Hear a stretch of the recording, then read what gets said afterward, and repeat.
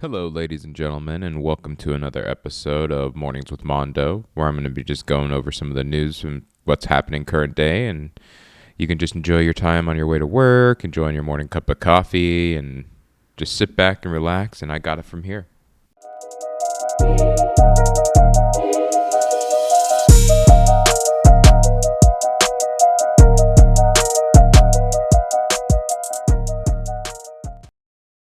The first news story today that we're going to be covering is the fact that a senator's son had been arrested for in Travis County on charges related to revenge porn. And what's the kind of kicker about this is that the kid is being brought up on charges for a law that his senator father passed about 8 years ago, which is kind of funny. A little bit of bummer days for that family. About 6 months after 21-year-old Matthew Schwartner broke up with his girlfriend, she received threatening texts known as revenge porn. The person has to intentionally threaten someone to disclose intimate visual materials, nude photographs, things like that, criminal defense attorney Matthew Sharp said. There has to be some benefit that the person making the threat is seeking to obtain. Court documents said last month Schwarmer texted the victim and said if she didn't return various items that he bought for her during their relationship, he was going to send an intimate image to her to her mother and sisters. When the victim asked why Schwarmer still had this image of her, he answered, "In case you acted like a 2-year-old." The woman told police the messages continued after she asked him to stop contacting her. One text said, "It's okay, you're a poor Mexican. What can you expect?" Not a good look for somebody coming out of Texas, let me tell you. Now, as being a Mexican, I do not take much offense to that. That's fine. He spelt "your" as "you are," so really, what do you expect from this guy? You know, can't even think to do the "you" apostrophe "re." Man, if that doesn't speak for our education system in this country, I don't know what does. But yes, so we've got a Texas senator's son texting and trying to solicit things from his ex-girlfriend before he sends gross pictures to her mother. Matthew Schwartner. Let's put that name on blast so people understand. And then Senator Charles Schwartner. That's whose son that is. Good luck to the family. I hope the best for you. Hopefully they're able to look past this little hiccup in their son's life. But I find that a lot of times you end up confronting situations with politicians whose sons are just a little wild. Let's not talk about how wild of a boy our president's son tends to get. The next one that we're going to be going over is a stabbing classified as a hate crime. The stabbing of a 23-year-old Palestinian American near the University of Texas campus has been classified as a hate crime by the Austin police. Let's go into that a little bit and see what's going on. The stabbing of a 23-year-old Palestinian American who advocates say was attacked near the University of Texas campus while riding in a truck displaying support for Palestinians merits the label of a hate crime, Austin police announced Wednesday. Bert James Baker, 36, was arrested following the Sunday evening attack on Zachariah Dorr, who was hospitalized. Baker was charged with aggravated assault with a deadly weapon. Police said Wednesday that their hate crimes review committee had determined that the stabbing met the definition of a hate crime. They have provided the information to prosecutors who will make a final decision on whether to enhance the offense. The Travis County District Attorney's Office said Wednesday that they were in the process of receiving the evidence from the police and look forward to working with them. Hate crimes happening all over the place, boys. Dorr was one of the 4 Muslim Americans who were in the truck, according to the Council of American Islamic Relations, CAIR for short, which said Baker allegedly tried to rip a flagpole with a keffiyeh scarf reading "Free Palestine" off of their vehicle. CAIR CARE. Oh, I get it. Witty. I like it. CARE said that the 4 had previously attended an anti-Palestinian protest. Attended a pro-Palestinian protest. That puts a totally different narrative on the story, so got to get that right. When Baker was interviewed by the police, he said he was an alcoholic and had more to drink that day than he normally did, the affidavit said. Baker was being held in jail on Thursday on a $100,000 bond. Jail records did not list any attorney for him. Threats against Jewish and Muslim and Arab communities increased across the U.S. during the Israel-Hamas war. Israel invaded Gaza after an October 7th attack on Israel by Hamas militants, just in case you weren't aware of that. It's interesting that the news story has to put that disclaimer in there. In Vermont, in November, 3 college students of Palestinian descent were shot and seriously wounded while taking an evening walk in an attack that authorities have investigated as a possible hate crime. In October, a landlord in Illinois was accused of fatally stabbing a 6-year-old Muslim boy and wounding his mother. He was charged with a hate crime after police and relatives said he had singled out the victims because of their faith.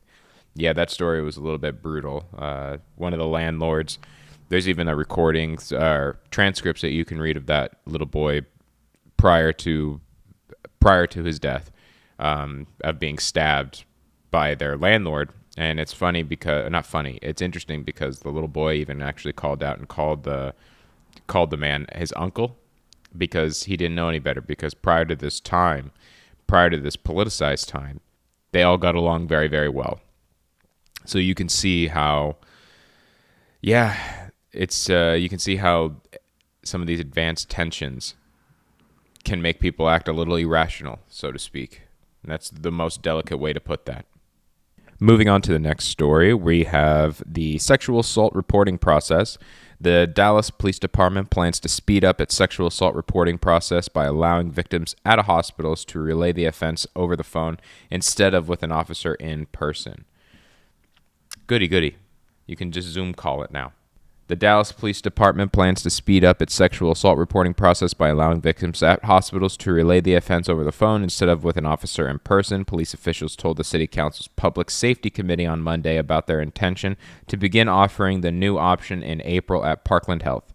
They hope to eventually expand to the hospitals that conduct sexual assault nurse examinations. The idea, hospitals and police officials said, expedites the time it takes police to generate a report for a victim, so nurses can then do the sexual assault exam.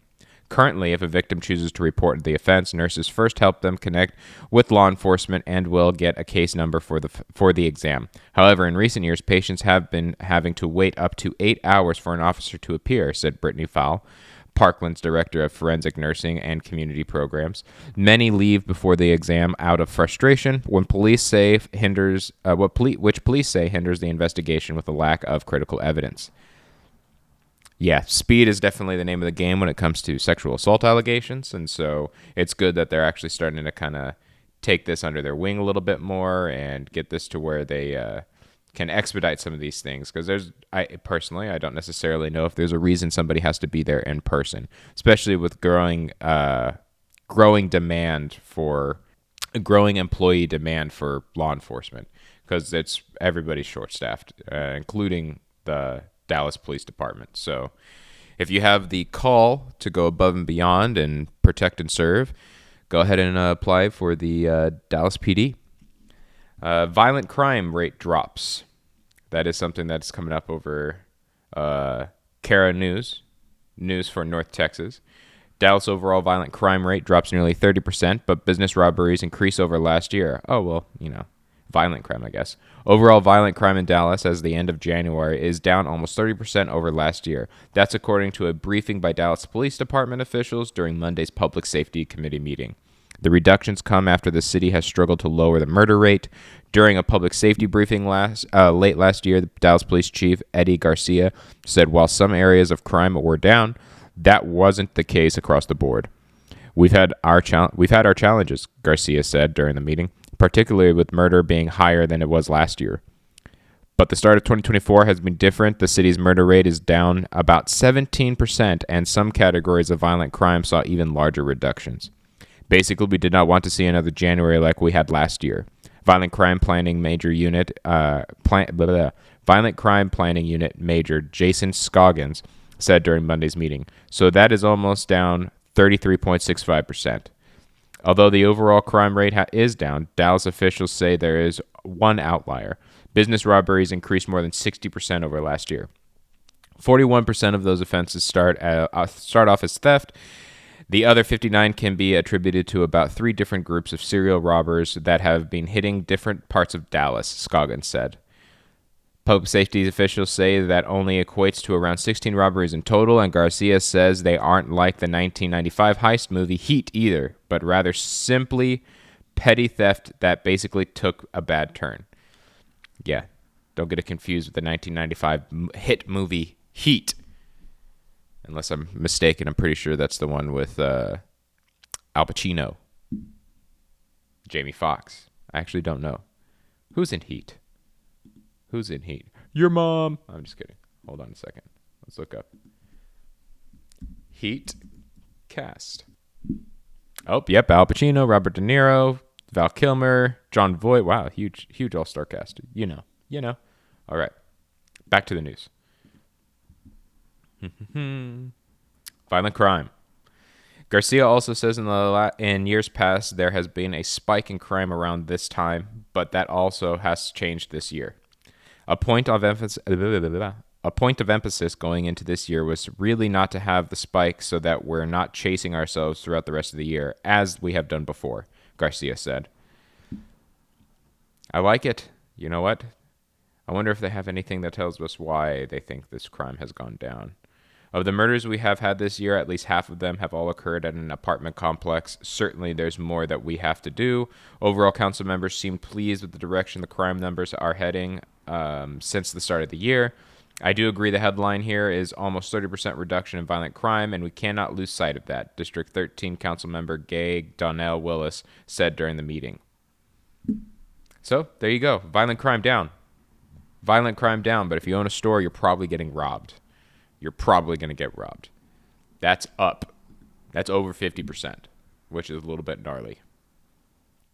All right. Let us go to let's see here. What do we want? Do we want federal? Should we look up some federal news? Let's look up some federal news. All right. According to ABC News, federal judges prosecutors see triple-digit increase in threats in 2023.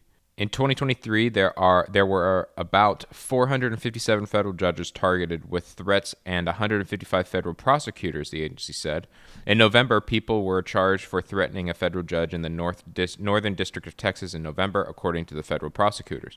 Alice Marie Pence allegedly called a judge's chambers in Amarillo, Texas, and threatened to kill him and Daniel Ray Garcia, who is currently serving time in a state prison, sent threatening letters to a judge in Lubbock, Texas. Pence and Garcia have pleaded not guilty. Comparatively, in 2022, there were 300 federal judges targeted and 93 federal prosecutors targeted. So, 2022 to 2023, from 300 jumps up to 457, and 93 jumps up to 155. Some activity for the threatening community. The U.S. Marshals have protective authority over federal judges. Just a heads up. In 2022, Congress passed the Danielle Anderl Judicial Security and Privacy Act, named after U.S. District Judge Esther Salas, whose son was shot and killed when a gunman showed up in their New Jersey home. Judges and their families should not live in fear for doing the job they are sworn to do. As a nation and as a people, we cannot accept this, Judge Salas said in December 2022 after the bill was passed. This legislation will make it harder for violent individuals to find judges, addresses, and other personal information online, she said. By better protecting judges, the bill also helps safeguard the judicial independence guaranteed by the Constitution. Yeah. Threats to the federal judges. This was like that story yesterday where the lady threatened to bring her Navy SEAL forces down on that federal judge or that state prosecutor. Time's just going hiding behind the keyboard, I believe was what they were talking about. Hiding behind the keyboard. And then let's see here. What's the next one that we're going to be end up going? 3 federal institutions acknowledged not fulfilling a privacy directive when they appeared before the Standing Committee on Access to Information, Privacy, and Ethics. Well, MPs grill federal departments over use of data extraction tools. 3 federal institutions acknowledged not fulfilling a privacy directive when they appeared before the Standing Committee on Access to Information, Privacy, and Ethics on Tuesday. The committee is looking into federal government's use of tools capable of unlocking mobile phones and computers, even when protected by passwords or fingerprints, and accessing even encrypted data. Shared Services in Canada, the Competition Bureau, and the Transportation Safety Board, TSB, of Canada all recognized they had been using these tools for several years without carrying out what is called a privacy impact assessment. A federal directive requires such an assessment for new or substantially modified programs or activities involving the collection and handling of personal information. Scott Jones, president of Shared Services in Canada, frankly, it's a best practice that we should have implemented, and that's why we are doing it now. The committee launched this study following reporting by Radio Canada in November that revealed several departments didn't carry out privacy impact assessments before using the potentially intrusive tools. All this could have been avoided, in my opinion, if these departments had just followed directives. It's funny. They're talking about the fact that the government is able to track.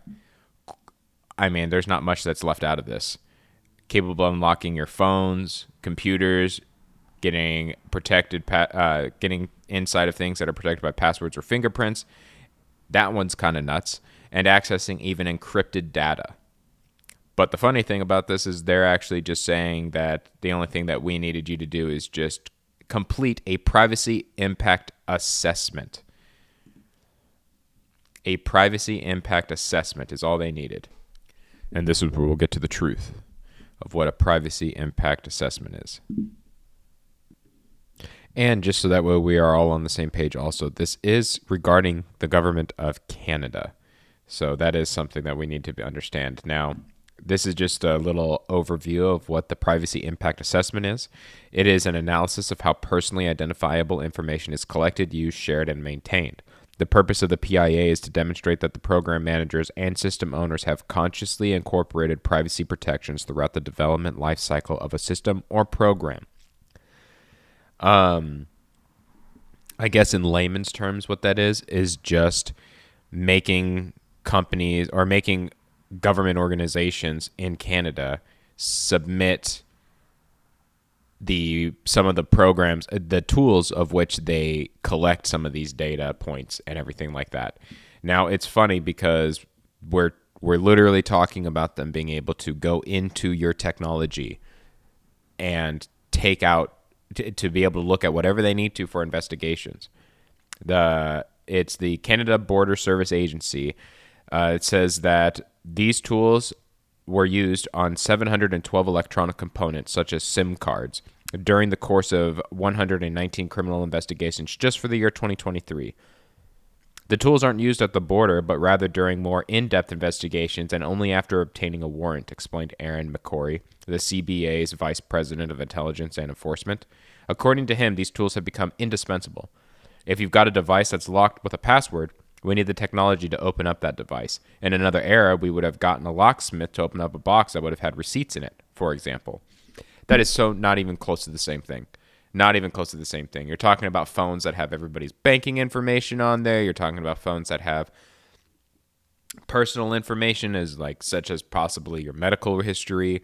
You have pictures on there. I mean, there needs to be a separation of your privacy. And it's funny because they don't do it for people. And this is, again, speaking about Canada.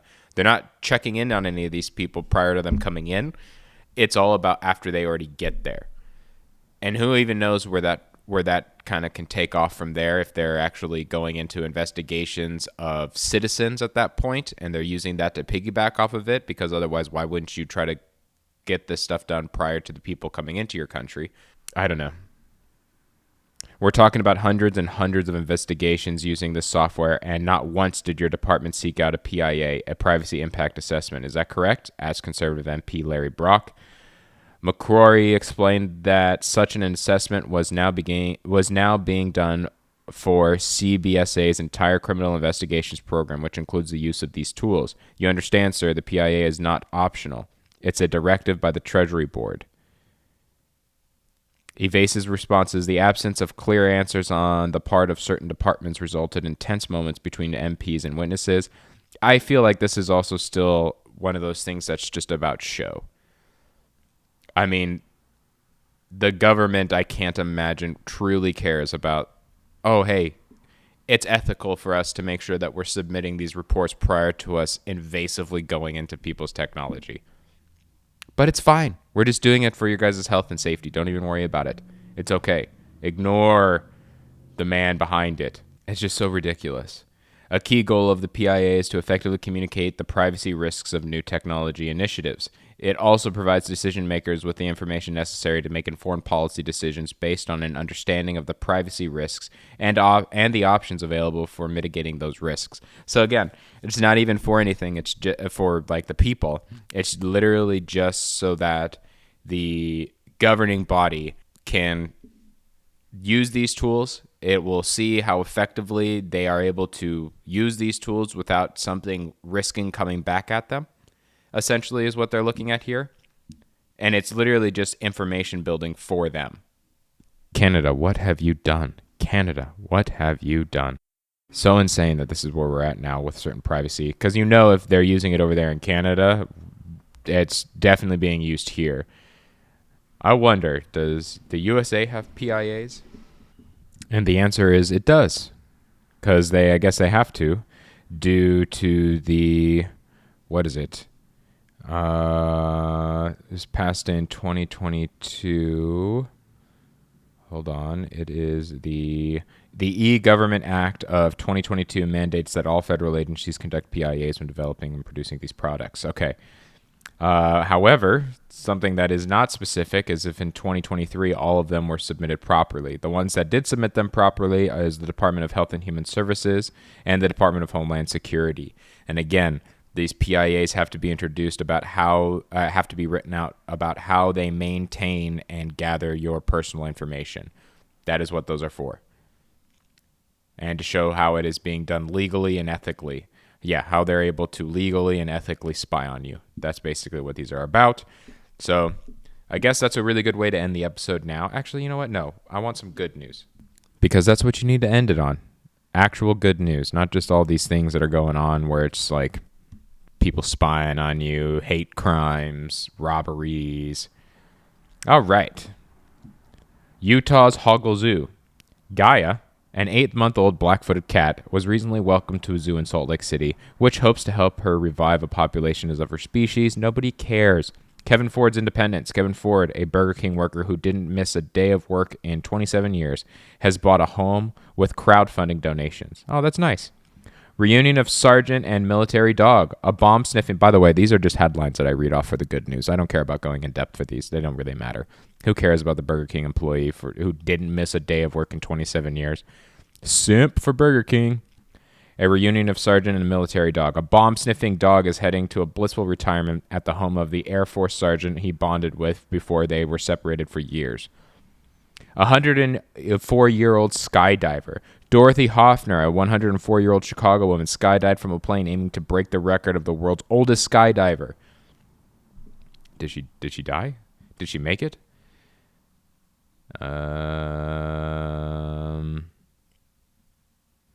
Burger King, where nobody cares. Okay, well, apparently they're just only going to let me see headlines. So forget it. Starbucks workers' generosity. Starbucks workers raised over $40K for beloved barista Karen Collinsworth after her car was burglarized. Sister Jean turns 104. Sister Jean of Loyola University, beloved good luck charm, turns 104. That's crazy. Well, there you go, people.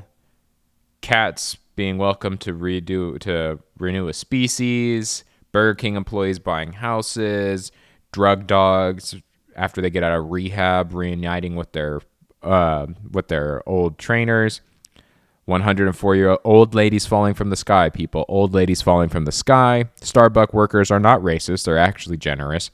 And Sister Jean turns 104. That way, she spent basically 90-something years swatting the hands of beloved people, beloved children. So I'm not going to besmirch her. I don't know that for a fact. All right, everybody. Thank you for tuning in this morning, and you enjoy the rest of your day. Stay breezy.